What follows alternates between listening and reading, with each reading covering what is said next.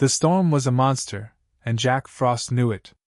At 40 degrees below zero and still dropping, the Alaskan night was no longer just cold, it was lethal. From inside his cabin, Jack listened to the wind shriek like a living thing, tearing through the pines, rattling the heavy wooden shutters he had bolted down hours ago. The fire crackled weakly in the stone hearth, casting long flickering shadows across the walls, but even the flames seemed to shrink from the violence outside. Jack had survived 5 brutal winters here, 4 hours away from the nearest town, but something about this night gnawed at the back of his mind, a primal warning. This wasn't a storm to be endured. It was a storm that devoured.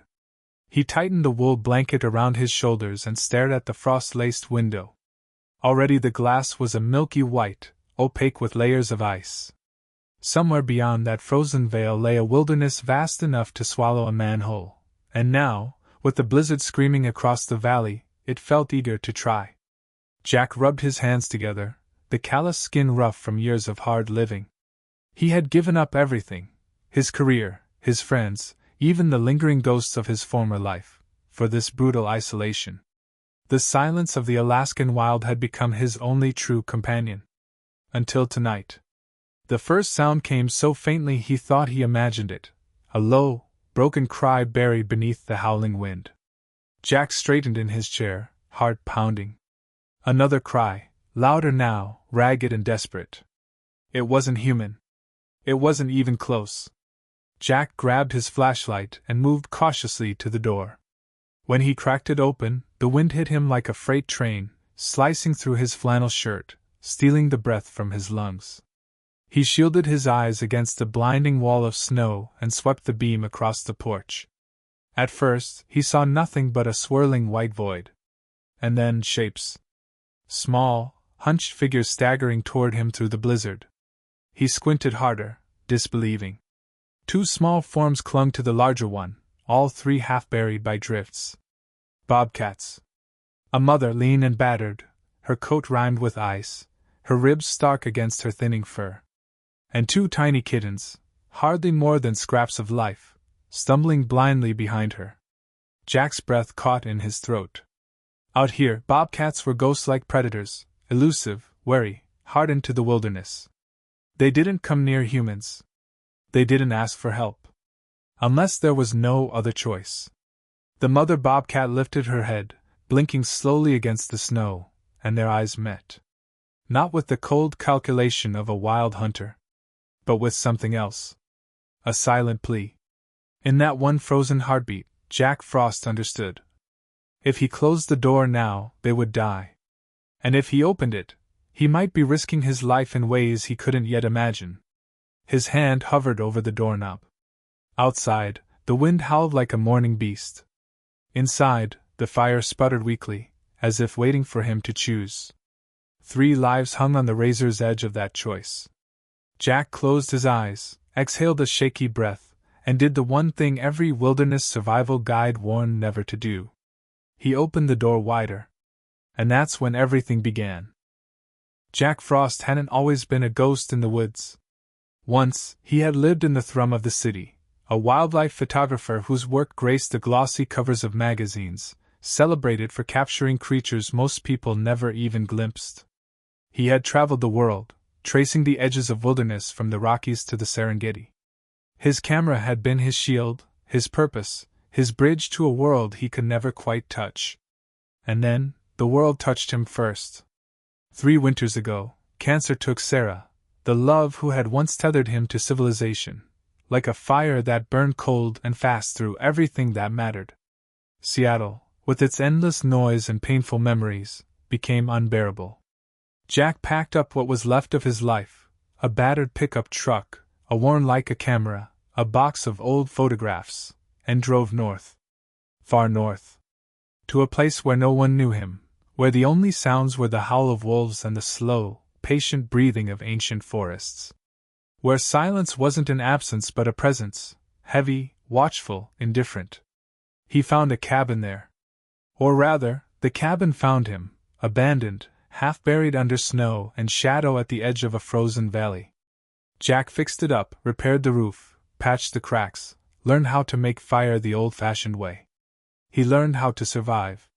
Each morning in this new life began the same, chopping wood until his muscles screamed, checking the weather radio for news of incoming storms, trekking miles on snowshoes to lay traps or check his supply caches.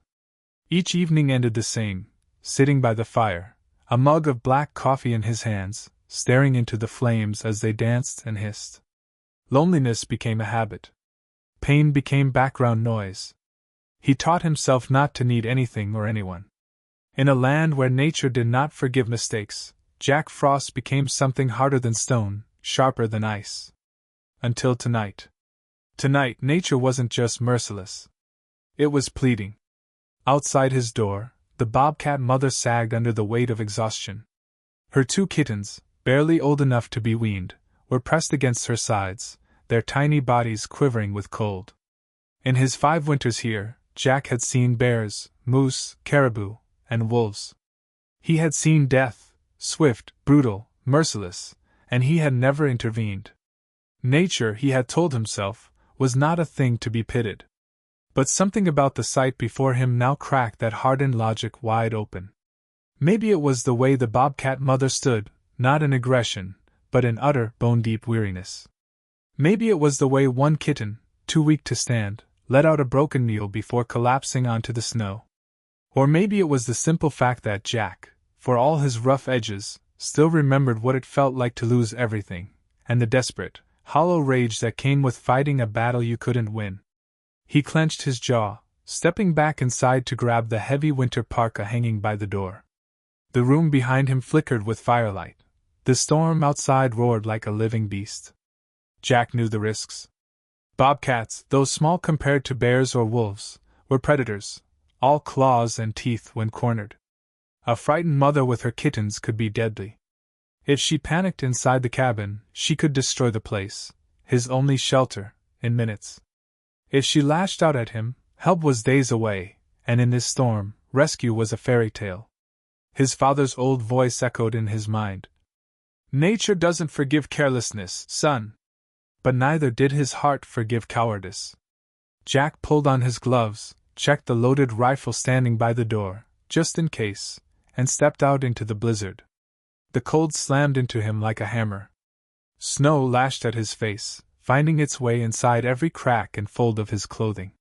He moved slowly, carefully, avoiding sudden motions that might trigger the bobcat's instinct to flee or attack.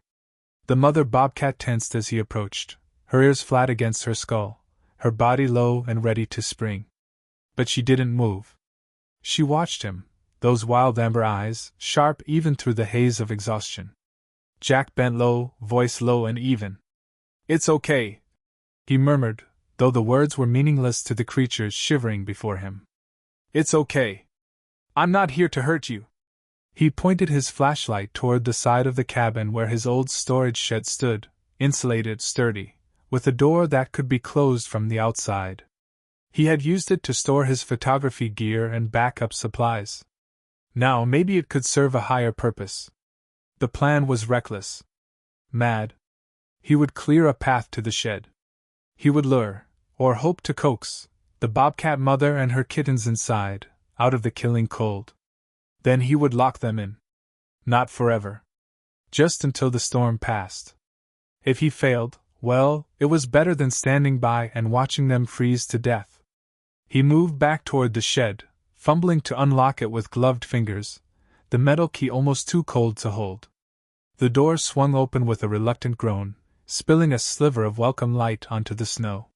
He turned on the backup heater he kept inside for emergencies, feeling a small, fragile wave of warmth rise against the bitter air. Then he returned to the bobcats. They hadn't moved. The kittens lay motionless against their mother's chest, their tiny sides barely rising and falling.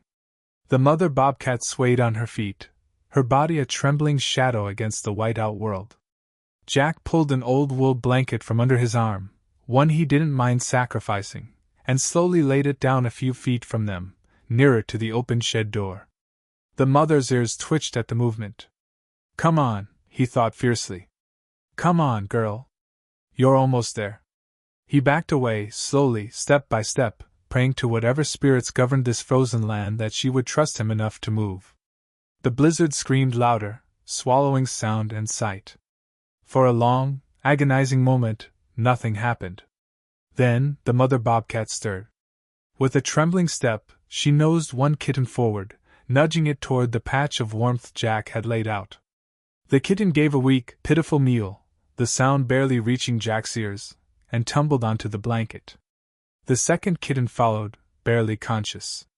Finally, with a shuddering breath that seemed to take the last of her strength, the mother bobcat dragged herself across the snow, collapsing beside her babies on the threshold of salvation. Jack stood frozen in place, afraid to even breathe. This was the moment. If she panicked now, it would be over. But she didn't. Instead, she curled her battered body protectively around her young, her sides heaving, and lifted her head just long enough to meet Jack's gaze once more. A wild creature, proud and broken, choosing, impossibly, to trust a human being. Jack blinked snow from his lashes, throat burning. He took a step back, then another, leading the way toward the open shed door. The bobcat mother slowly, achingly, gathered her kittens closer and began to follow. And behind them, the storm howled on, blind and deaf to the fragile miracle unfolding in its midst. The storage shed door stood open like a portal to another world, a world where warmth, survival, and maybe hope still existed. Jack held his breath as the bobcat mother dragged her nearly lifeless kittens forward, inch by grueling inch. The snow clung to her fur like armor. Her muscles trembled with every movement. And yet she pressed on, driven by a primal force far stronger than the storm, the will to save her young. When they finally crossed the threshold, Jack moved with slow, careful precision. He stepped forward, heart hammering so loudly he could barely hear the wind, and gently began to close the shed door. It wasn't easy. The door was heavy, swollen by moisture and warped from years of freezing nights like this one. It groaned in protest as he wrestled it closed. Inside the shed, the bobcat mother flinched at the noise, her body coiling instinctively to shield her kittens. But she didn't strike. Not yet. Jack managed to swing the door shut, leaving only a narrow crack for the wind to slip through. The sudden comparative stillness inside was deafening after the roar of the blizzard. For the first time in hours, Jack exhaled. The bobcats were inside. Alive. For now. But the danger was far from over. Jack peered through the small, frost-covered window built into the door. Inside, the mother bobcat crouched low, her amber eyes glittering in the dim light of the emergency heater. She was still watching him, not with trust exactly, but with exhausted, wary acceptance. Her kittens barely stirred, two small lumps tucked against her belly, as if trying to melt into her warmth. Jack knew he couldn't risk entering the shed again. He would leave them be, monitor them through the window, and pray the makeshift shelter would be enough. Because even now, the cold was a predator in its own right. The heater inside was designed to keep supplies from freezing, not to nurture fragile life. It would take hours for the tiny room to warm enough to bring the bobcats back from the brink of hypothermia. And there was another risk gnawing at the edges of Jack's mind, a risk no amount of preparation could erase. Wild animals, when trapped and cornered, could react unpredictably. Panic. Fury. Blind instinct to survive at all costs. If the mother bobcat decided the tiny shed was a prison instead of a refuge, she could shred the insulation, tear apart the heater, destroy the structure from the inside. And with the main cabin barely 40 feet away, any breach could bring chaos and danger straight to Jack's only haven in the wilderness. Still, as he watched her settle protectively around her young, something inside him shifted. It was a small thing, almost imperceptible. A crack in the thick armor he had built around his heart. Maybe he hadn't lost all of himself to the cold after all. Jack backed away from the window, his body shivering violently now that adrenaline was wearing off. He stumbled back into the main cabin, slammed the door against the screaming wind, and collapsed into the battered armchair by the fire. For a long moment, he simply sat there, staring into the flames, trying to steady his racing heart. He had broken every rule he had ever lived by tonight. He had opened his door to the wild, invited danger across his threshold. He had gambled his life for the sake of 3 fragile creatures who might not even survive the night. Jack stared into the fire, and for the first time in years, he didn't feel quite so alone. Outside, the blizzard howled, flinging snow against the cabin walls like desperate hands. Inside, Jack wrapped himself tighter in his old wool blanket and listened. Not to the wind, but to the slow, steady breathing of life that had found shelter, however precarious, in the heart of the storm. And in the fragile, flickering quiet of that moment, something strange and unthinkable began to take root.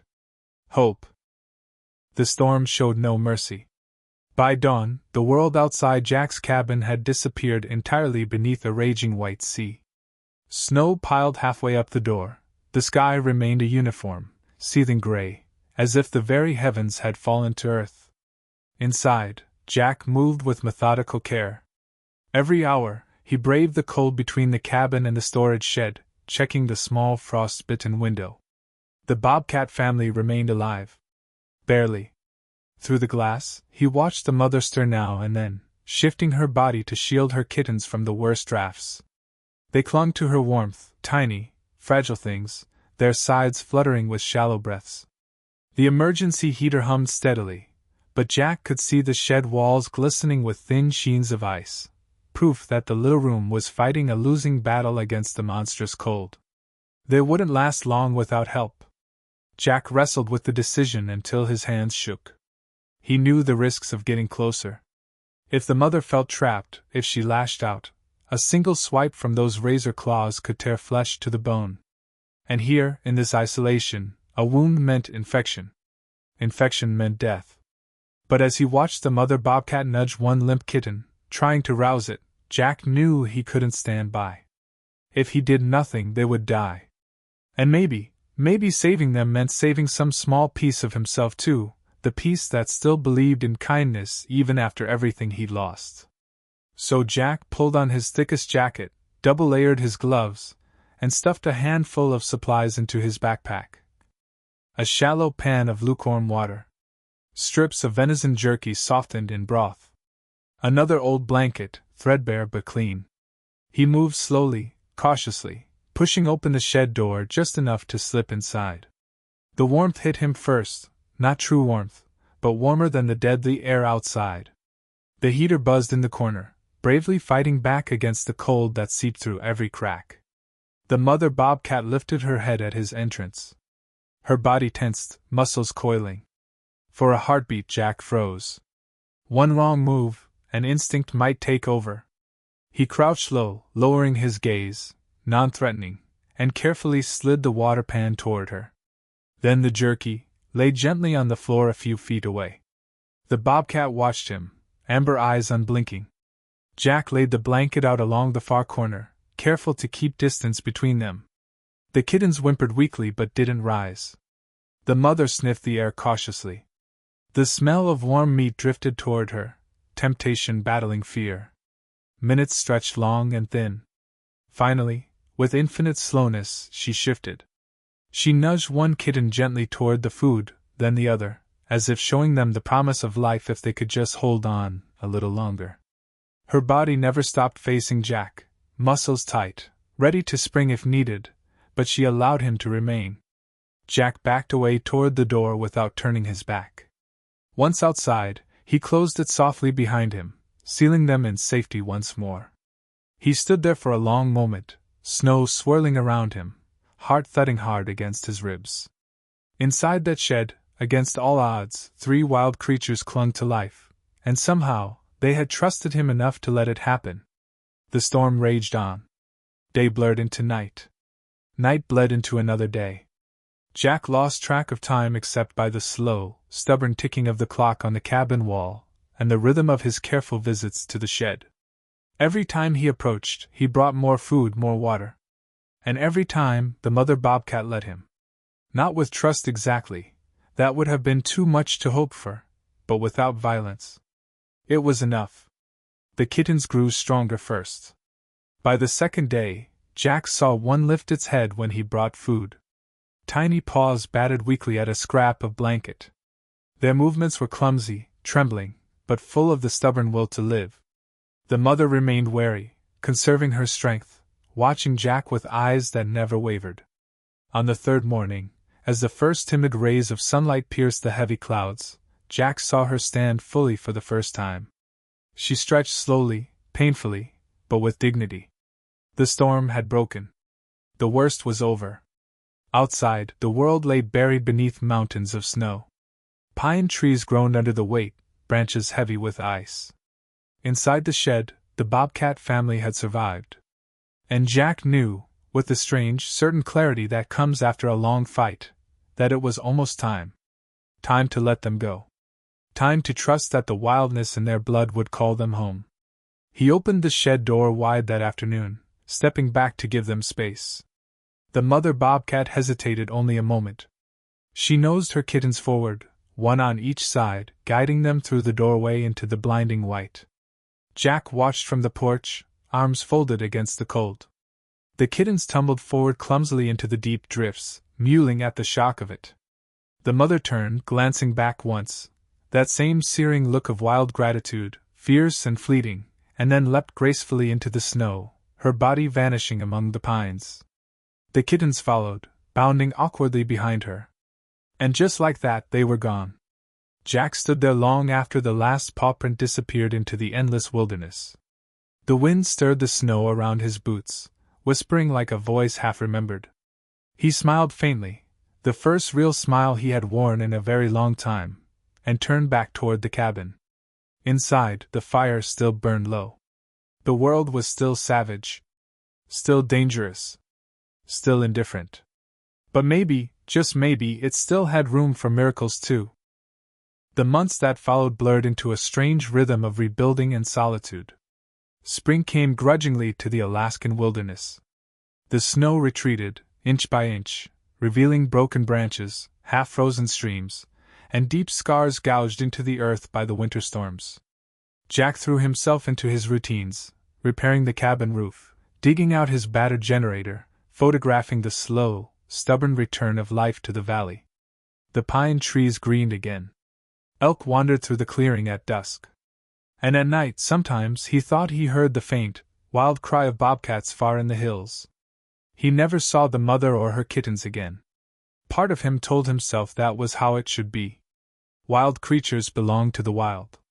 But sometimes, standing by the fire as twilight swallowed the forest, Jack found himself staring into the trees, wondering. Hoping. Summer came, bringing long days and endless twilight. Jack made his annual supply run to the nearest town, a grueling 6-hour journey over rutted dirt roads, and returned with sacks of coffee, flour, ammunition, and a new lens for his old Leica camera. It was on the drive home that everything changed. Jack's old pickup rattled and coughed along the winding mountain road, tires bumping over washouts and fallen branches. He kept one eye on the cliff walls to his left, loose shale and broken rock waiting to fall, and the other on the endless stretch of forest sprawling away to the right. It was late afternoon. The air was warm, thick with the scent of pine sap and wet earth. He rounded a blind curve, engine grumbling, and slammed the brakes. Hard. The truck skidded to a stop, gravel spraying in all directions. Standing in the middle of the road, less than 20 feet ahead, was a bobcat. Huge. Powerful. Beautiful. The sunlight caught the faint silvering along her shoulders, a sign of age or survival. Her amber eyes locked onto Jack's. For one heart-stopping moment, he thought she would bolt. Or worse, charge. But she didn't. She simply stood there, unmoving, tail low, ears half flattened in a stance not of aggression, but urgency. Jack's heart hammered against his ribs. He recognized her. It was her. The mother bobcat he had saved that terrible night months ago. Older now. Stronger. Jack sat frozen, hands white-knuckled on the steering wheel, unsure what to do. And then he felt it. A tremor beneath the truck. A low, rumbling growl rising from the earth itself. Jack looked past the bobcat, and his stomach turned to ice. A section of the cliff ahead, weakened by winter and thaw, was beginning to break loose. First a trickle of pebbles. Then a groaning crack of splintered stone. Jack jammed the truck into reverse, tires squealing as he backed around the bend just in time to see a massive wall of rock and dirt crash down across the road exactly where he would have been. Dust exploded into the air, choking and blinding. When it cleared, the road was completely buried, a sheer wall of rubble and splintered trees. Jack's hands trembled on the gearshift. If not for the Bobcat. He turned his gaze forward again. She was still there. Still watching. Behind her, two smaller shapes emerged from the brush. Two Bobcat yearlings, sleek and strong, their coats gleaming in the afternoon sun. The mother Bobcat gave Jack one last, piercing look, a wild, raw thing full of meaning no human language could capture. Then, with the grace of a creature born to the untamed world, she turned and vanished into the forest, her young bounding after her, leaving Jack alone with the wreckage. And the sudden, searing knowledge that he was alive only because she had chosen to intervene. Chosen to trust him. Chosen to return the kindness he had once dared to offer. Jack slumped back in his seat, overwhelmed by the enormity of it. In the heart of a land that devoured weakness, where survival was a lonely, brutal fight, a fragile thread had been spun between two souls, human and wild, and somehow, impossibly, it had held. The dust hung thick in the air as Jack sat motionless in his truck, the engine ticking quietly in the heavy silence. Beyond the windshield, the collapsed cliff loomed like a warning, a stark reminder of how close death had brushed against him. Slowly, almost mechanically, Jack shifted the truck into gear, turned the wheel, and began the long, winding journey back down the mountain. The road ahead was gone, buried under tons of stone and shattered trees. There would be no easy way home. But Jack didn't mind. Not today. The realization sank deeper into him with every mile. He was alive. Because a creature of the wild, a bobcat, no less, had chosen to intervene. Jack couldn't shake the image of her. Standing proud and unyielding against the road, her golden eyes filled not with fear, but fierce purpose. She had risked her life to stop him. She had remembered. Jack smiled faintly to himself, the kind of smile that felt unfamiliar after so many silent, grim months. Maybe the wilderness wasn't as indifferent as he had once believed. Maybe, just maybe, the life he had chosen wasn't about isolation after all. Maybe it was about connection. A different kind of connection, one built not on words, but on instinct, trust, and a deep, unspoken understanding. The long way back to his cabin was rough. He had to cut through logging trails, wade shallow streams, and muscle the battered pickup over fallen logs. Twice he had to stop and winch himself out of muddy gullies. But through it all, his heart felt lighter than it had in years. The sun dipped low as Jack finally pulled into the clearing where his cabin stood, surrounded by stoic pines. The walls, patched and weathered, seemed less like a fortress now, and more like a home. Jack parked the truck and sat quietly for a moment, breathing in the cool, pine-scented air. Above him, the first stars blinked into view. Somewhere, far off beyond the tree line, a wild, high-pitched yell echoed, the unmistakable call of a bobcat. Jack closed his eyes and listened. He thought he could hear the echo of Kittens too, now nearly grown, strong and fierce. A small, lopsided grin tugged at his mouth. "You did good, girl," he murmured to the night, the words carried away on the gentle breeze. "You did real good." Inside the cabin, Jack lit the fire and brewed a pot of coffee. The smell filled the room, rich and comforting. He moved slowly, savoring the familiar routines, stacking firewood, checking the locks, flipping through the battered notebook where he recorded daily observations. Life would go on. The seasons would turn. The snow would fall again, and the storms would return. But Jack knew now that he wasn't truly alone out here.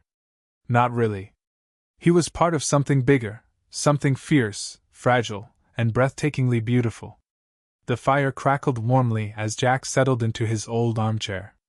The Leica camera rested on the table nearby, waiting. There would be more photographs to take, more stories to capture. Outside, the wind whispered through the trees. It no longer sounded like loneliness to him. It sounded like life. Wild. Unpredictable. And somehow, profoundly kind. Jack closed his eyes and let the peace of it settle deep into his bones. Tomorrow, he would start rebuilding the trail. Tomorrow, he would plan his next excursion, maybe even venture deeper into the wilderness than before. But tonight was for gratitude. For survival. For a bond formed on the coldest night of the year, in the teeth of the fiercest storm. And for the truth that even in the wildest corners of the earth, kindness, once given, was never truly lost. Weeks passed. Summer deepened across the valley, stretching the days into golden marathons of light. Wildflowers burst into bloom across the meadows. The rivers, fat with melted snow, laughed and gurgled their way down the mountains. Jack spent his mornings wandering the woods with his camera slung over one shoulder, capturing the shy return of life after winter's long siege. He saw foxes hunting among the brush. Moose calf wobbling beside its massive mother. A bald eagle slicing the air in slow, majestic circles. And sometimes, just sometimes, he caught a glimpse of tawny shapes moving at the edge of vision. Silent. Quick.